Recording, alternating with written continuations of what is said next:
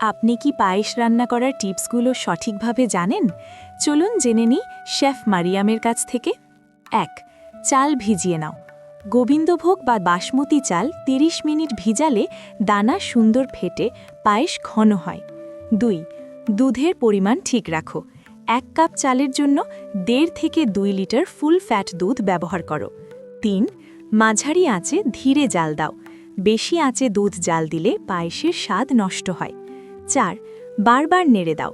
নিচে লেগে যাওয়া ঠেকাতে নিয়মিত নেড়ে দেওয়া জরুরি। ৫. চিনি শেষে দাও। আগে চিনি দিলে দুধ ঠিকমতো ঘন হয় না। ৬. গুড় দিলে আলাদা করে।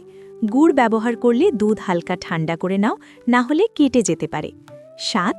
এলাচ বা তেজপাতা কম দাও। বেশি দিলে দুধের নিজস্ব স্বাদ ঢেকে যায়। ৮. কাজু কিশমিশ আগে ভেজে নাও। হালকা ঘিতে ভাজলে ঘ্রাণ ও স্বাদ দুটোই বাড়ে। ৯. শেষে ১ চামচ ঘি এবং ডেকোরেটিং আইটেম।